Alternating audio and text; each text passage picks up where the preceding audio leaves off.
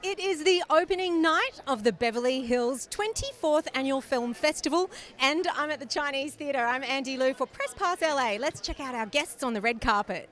Are in a very historical time now, but you did a movie about history. Yes, I did. And tell me, there was a little bit of humour in the film as well. What were those favourite moments? When you do a film about a real person who was so hilarious and so full of life and happiness and joy at such a dark time, I think you have to honor that. And I think for me, that was my favorite part, where we could really honor and celebrate his true self. Emil, this character had a lot of humour in the film. Do you think that was part of his personality just inherently, or is that his survival mechanism? Well, apparently he was just wired like that, Joseph Bao. And so when he was given these really hard circumstances of being in the Holocaust, being in the concentration camp, that's just how he dealt with everything, according to all of his friends and family, and in his own book.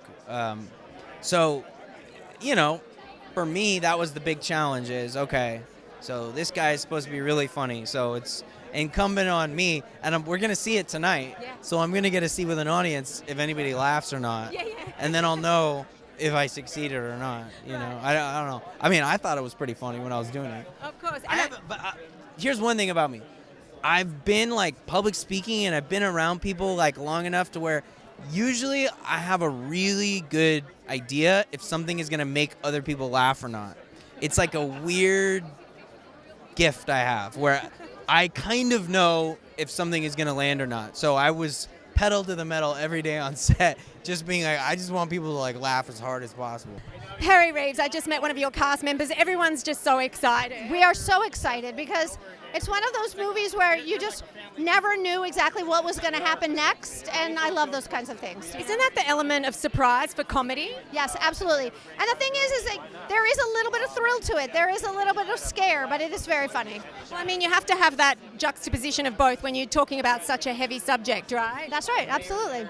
Now, nobody's seen the movie yet. Yeah, right. No, nobody's seen it. I haven't seen it. What? Yeah, no, I haven't seen it. So I'm so excited to see how it all came together. And we filmed this in 2022, so it's been a while, and I'm excited to see it finally. Yeah, finally. I mean, when you did film it, it must have felt like so, intense. It was a dream. And then you forgot that you did it, and then here you are now celebrating. I mean, even when we went to film it, I missed my connecting flight because of the time in between, and I should have been on set that morning, and I flew in that morning, so I was really stressed when I first went on set for this project. But David was so lovely, and he was so just the hospitality that they had on set. I walked on set and all my stress just went away. Like, he's so lovely. I had such a good time filming this, and they're so professional. Yeah, what a team. Yeah, a great team, an incredible team, yeah. So what about your character? Tell me, is there any similarities that you can draw? Well, the biggest similarity is we have the same, very similar name. Yes, she's called Izzy and I'm Isabella, so it works out. But she suffers from throat cancer, so we are dissimilar in that sense. But I'd say she's so emotional and very sensitive, and I can definitely relate to that. Now, have you seen the film? I have, and it's fantastic. Oh, of course it is. I can't wait for everyone else to see it. What makes tonight so real? I mean, the fact that it's premiering for the first time, that I'm here with a great friend, Jessica, who's also in the movie, and just getting to share with all the cast. Almost all of us are here, and it makes it really special. And I feel like everyone from the cast of your movie became really good friends and stayed there. Yeah, we did. We definitely did. One of the castmates actually got COVID the day of the film shoot, so I was bringing her food like every day, like putting it by her door. We became so close. Oh, when you go through something together, you always become close, right? Always, yeah. Nicky Whelan. Now, this isn't foreign to you. You've been to lots of film festivals, but the Beverly Hills 24th Annual Film Festival. I just love to support all the film festivals, you know what I mean? I've got a bunch of friends in all these independent films out here, and I haven't been out for a minute, to be honest with you. I'm like, I got to get out of the house. So, well, one of your mates, Mickey Rourke, is in the film, one of the films? Yes, I've just done 2 movies with him, actually, and he's in the murder one, which I'm going to watch now. The murder one. Scream. You love a bit of horror. Actually, This woman does the best scream in movies ever. Like you play scared well. Thanks, Andy. She doesn't look scary, but she plays scary, you guys. Andy, we're wearing the same coloured shoes. You I can know. actually steal my shoes and match them with your dress. I know. We knew this because we're Australian. We love the bit of green. Frank Stallone, welcome to tonight's event. 24 years. You've been to Beverly Hills Film Festivals before? Yes, I have. I won the Beverly Hills Film Festival 2 years ago for my documentary. Yeah, it's wonderful. It's a great show up. And your movie, everyone's excited about it. The whole cast is here. Yeah, I mean, I haven't seen it yet, but again, I've known Chuck since 1982, so I'm happy that he's finally getting his movie done, and I know everyone in the movie, so it's kind of like old home week, you know what I mean? A bunch of mates getting together. Bunch of mates. How did you meet Chuck Zito? I met him on the set of Staying Alive when we were shooting at CBGB's in the Bowery in New York. And his motorcycle club was right around the corner. Oh my goodness. And he showed up, and it was great. Yeah. And then a few sessions at the gym. A few sessions at the gym, yeah. The movie is about you and your life. Yes, a documentary, yes. And also, it's so funny because Mr. Stallone, you were in his documentary, now he's in yours. Yes, I was in Frank's and now he's in mine. Isn't that funny? You guys are just doing a swap. Yes. I think, your stories are so poignant to tell. What is it about it, do you think, that the people want to know? Well, I've done so many things in my life. I mean, from boxing and martial arts to being a Hell's Angel for 25 years and being an author, a publisher, a radio host. I've done it all. So there's lots of things to tell. Yes. And what do you think tonight's going to be like? Because the whole cast is here, so they're all having a bit of a reunion. A lot of here, of course, a lot of people couldn't make it. Sylvester Stallone's in Atlanta doing Tulsa King. Pamela Anderson lives in Vancouver now, so a lot of people couldn't make it. But there's a lot here. They're all going to celebrate. Yes, there's a lot here, and I'm just grateful and unbelievable, humbled that they were all in my film, and can't wait to see it. But I wanted to know about all of you guys as well. I was just saying, the last time I was at the Chinese theater was for a movie that I had 2 lines in. This is the first time I've gotten to be in something where it was, pretty clear that my director wanted to hear what I had to say. And as a trans person, I can't emphasize how important that is. A lot of people that are like me, actors that are trans as well, we're talking about how, the buzz has died down. We're not, the hot button thing anymore. And so we now more than ever have to push to be able to be seen, and I was really, really lucky. Disease is such an important story for people to understand, wouldn't you say? Well, very much so. In fact, I have 2 movies out right now. This one, which is all about a woman with Alzheimer's whose grandchild has transitioned. Yeah.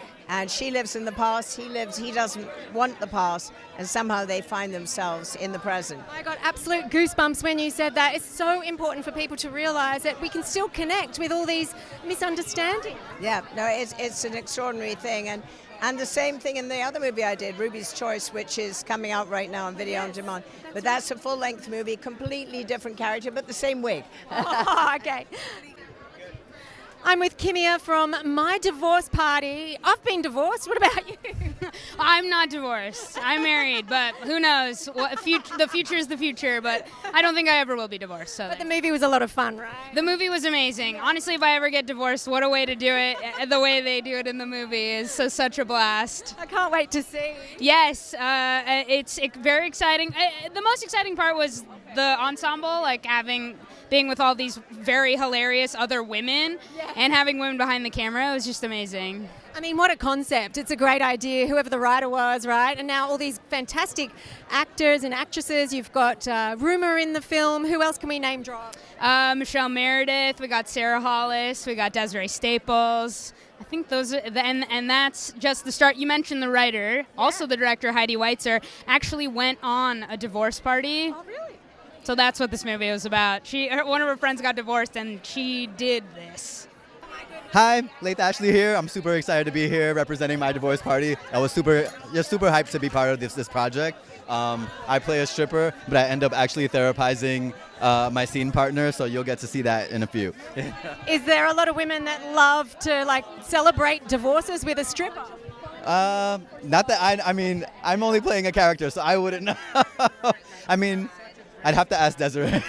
I mean, it looks like a fun thing, right? Oh yeah, it was absolutely a blast. I mean, I've also been playing love interest for ladies for some time, so I guess that's my thing right now. So I think you're getting typecast, Leith. Yeah, I mean, you can blame Taylor Swift.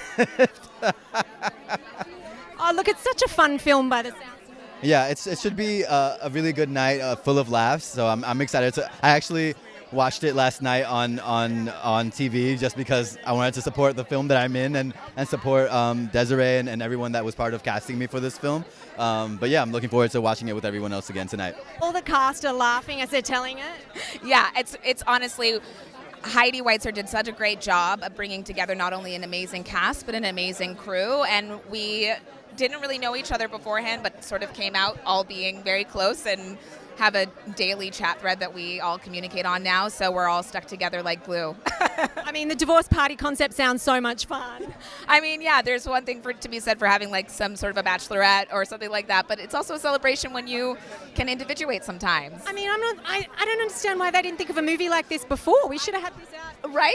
I mean, well, thank God they didn't, because otherwise we probably wouldn't have been in it. So it's really nice that we get a chance to come out and make such a wonderful film and make people laugh, which is just what we all need right now. And it's just fun to be with so many women, both on and off the screen, and see how tightly of a ship everybody was. We were all just dedicated to like telling the story and getting it done and making a really great movie.